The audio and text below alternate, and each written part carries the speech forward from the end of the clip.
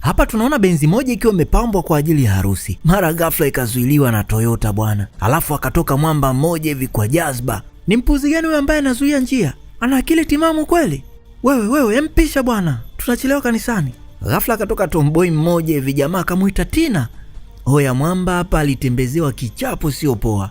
Tomboy akawa anamwambia nikuue Sasa walitoka wapambe wa bwana harusi ambao walikuwa kwenye hiyo benzi, wakawa wanataka kumbeba mwamba. Tomboy akaenda kuwachukulia silaha. Mnataka kumpeleka wapi huyo? Yaani wewe ni mpumbavu sana. Unamwacha dada yangu alafu unaenda kuoa mwanamke mwingine. Leo lazima nikutoe ubongo na kuambia. Sasa kwenye gari kulikuwa na mtu mwingine ambaye alikuwa amejikausha tuli. Alivyoona bidada ajelekea upande wa gari akachomoka mbio na kusepa zake. Yaani wewe Jasper, leo nakuambia lazima upelekwe mochwari. Siwezi kukuacha na kuambia, mbwa kabisa wewe. Bwana harusi wa watu maskini ya Mungu alitembezewa kichapo cha mbwa koko. Sasa sijui hata kama atakuwa ni mzima huyo, maana ametulia tu huku akiwa anapigwa. Kabla tujaendelea, ninakuomba kwa moyo unyenyekevu kabisa uweze kusubscribe na kubonyeza hiyo alama ya kengele hapo ili uwe mwanafamilia wa Mentalix Recaps.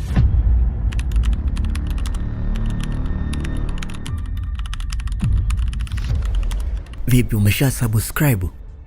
Okay, sawa, tuendelee. Kwanza kabisa naomba wadada mkomenti hapo chini mtuambie sifa ambazo mnataka wanaume zenu wawe nazo. Huyu mrembo hapa ambaye anaitwa Ify, tunamwona akiandika kwamba anataka mwanaume wake awe tajiri, handsome, awe na light skin fulani hivi, na pia awe romantic.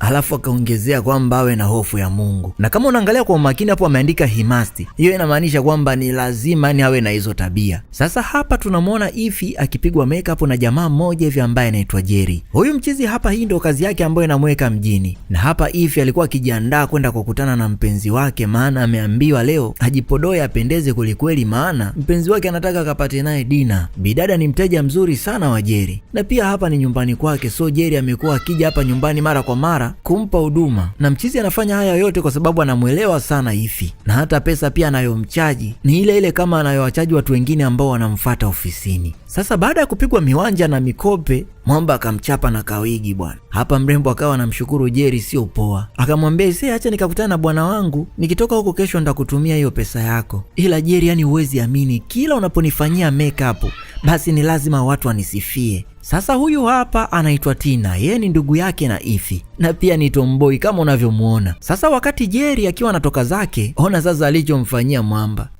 Tutaonana siku nyingine. Mwamba alishangaa sana. Una maana gani kunifanyia hivyo? Mbona sikuelewi jamani, kwani nimefanya nini? Wewe vipi bwana, hebu kausha. Mwamba akamwambia sio unamhitaji Yesu kwenye maisha yako wewe. Huyu Tina hapa ni mbabe kinoma yani. Wewe ngoja tu utamshuhudia matukio yake huko mbeleni. Sasa maandalizi ambayo unayaona hapa yameandaliwa kwa ajili ya Ify, na aliyefanya hivi ni boyfriend wake. Na mwamba amefanya hivi eti kwa ajili ya dina tu. Ify akawa anasema, Mungu wangu, wazuri. Ise hayawi leo yamekuwa. Kisha bidada akaanza kujisnapu.